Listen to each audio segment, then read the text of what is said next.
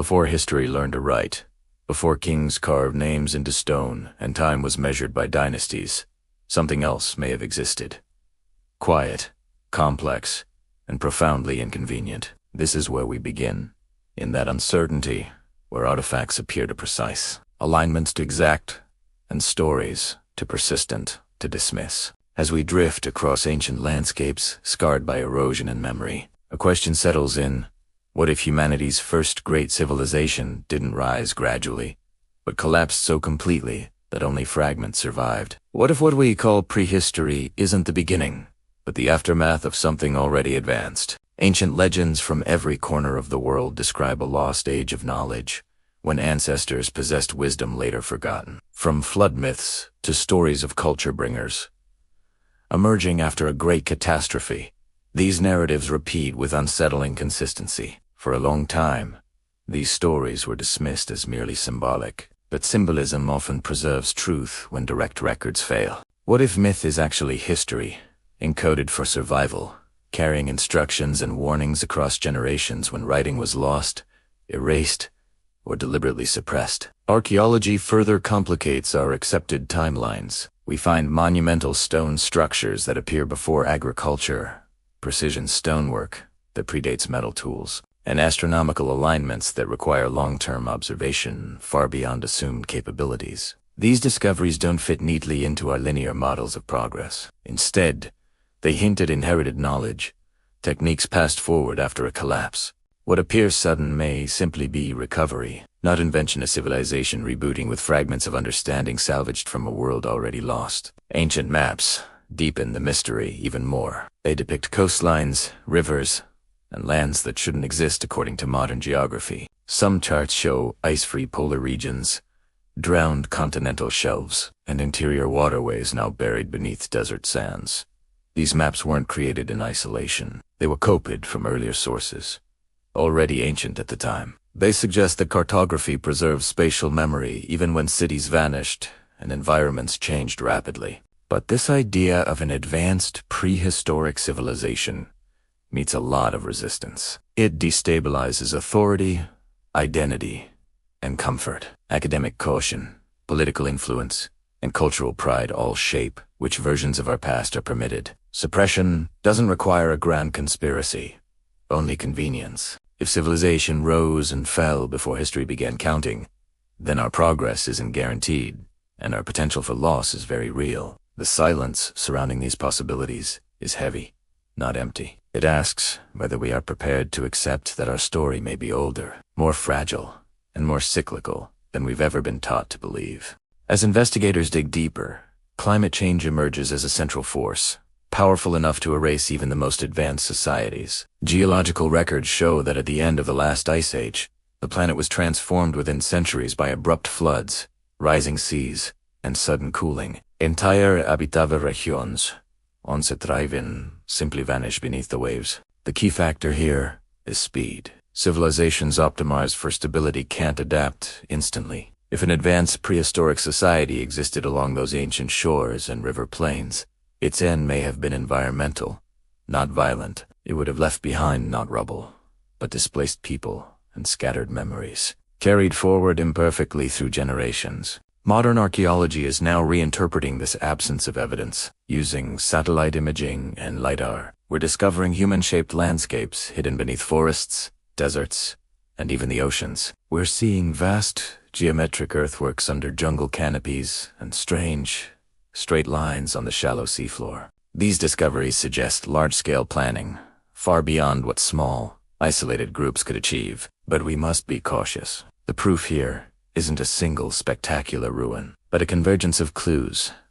Roads without cities, quarries without workshops, and astronomical alignments without any texts to explain them. They all imply complex systems whose most visible parts were simply washed away. Advanced technology doesn't have to mean machines. It can mean sophisticated organization, surveying, and knowledge applied on a massive scale, which our own modern tools are just now beginning to reveal. Forbidden texts and marginalized scholarship add unsettling context, describing cycles of creation and destruction that happened long before recorded history. Ancient writers spoke of worlds before our own, of great ages erased by fire and flood, with knowledge preserved by only a handful of survivors. These texts have often been dismissed as mere allegory, yet their language can be symbolic and precise. Encoding truth in myth might have been a survival strategy, protecting dangerous knowledge through metaphor when direct transmission was impossible. As later civilizations sought to establish their own clear origins,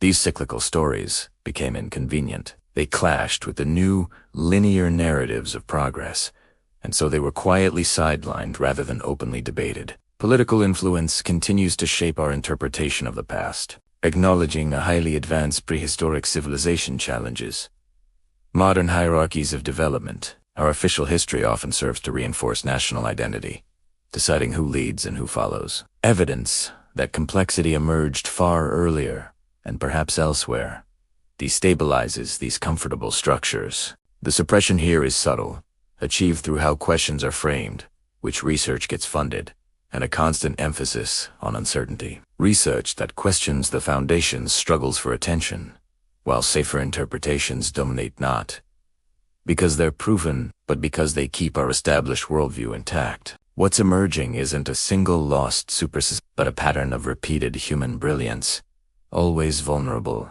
to erasure. Advanced prehistoric civilization may not be one empire, but a cycle.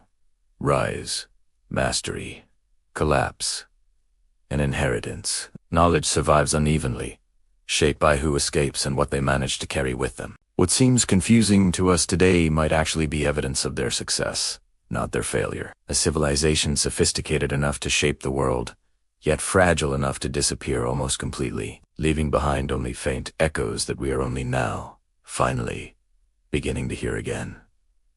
What if our story isn't a straight line? What if our past is a cycle of rise and fall, leaving behind ghosts we misinterpret as myths? As the final movement begins, we see modern technology meet ancient memory. Supercomputers are winding back the clock, simulating past climates, peeling back oceans and ice to reveal worlds that vanished in a flash. At the same time, genetic studies are tracing migrations of people who carried incredible skills but left no cities behind. Suddenly, independent lines of evidence, acoustics, astronomy, geology all point to the same conclusion.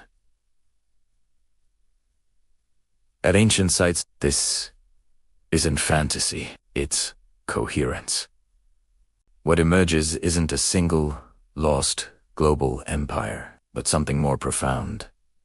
Evidence that sophisticated cultures existed far earlier than we thought, adapted brilliantly to their environment, and then vanished, leaving behind fragments we've dismissed as anomalies. So why is there resistance to this idea? Because it challenges more than just our archaeological time. It challenges our identity, our cherished beliefs about linear progress, and our own The institutions we trust often reward caution over curiosity. Suppression isn't a dramatic conspiracy. It's far more subtle. It's the slow grind of delay, the careful framing of questions, and the fatigue of endless debate. Anomalies are isolated, and the bigger picture is postponed indefinitely. Over time, this professional silence hardens into consensus, and anything that doesn't fit neatly into the established narrative gets pushed to the fringe. The deeper past remains a puzzle, waiting for a new generation with the courage to look at all the pieces.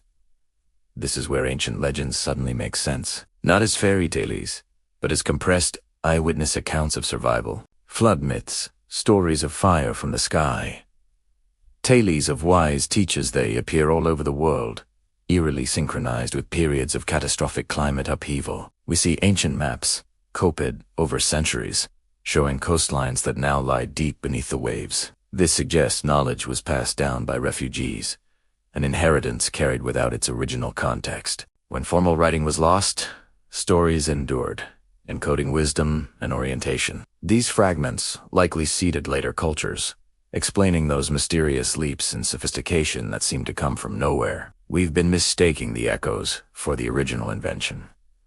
The most unsettling part, we see the same patterns today. Our current climate instability mirrors the ancient thresholds that preceded collapse. Advanced societies, like our own, depend on fragile systems, and that very fragility invites amnesia when things are good for too long. The lesson from prehistory isn't about lost super technologies. It's about our shared vulnerability. Intelligence doesn't make us immune to collapse.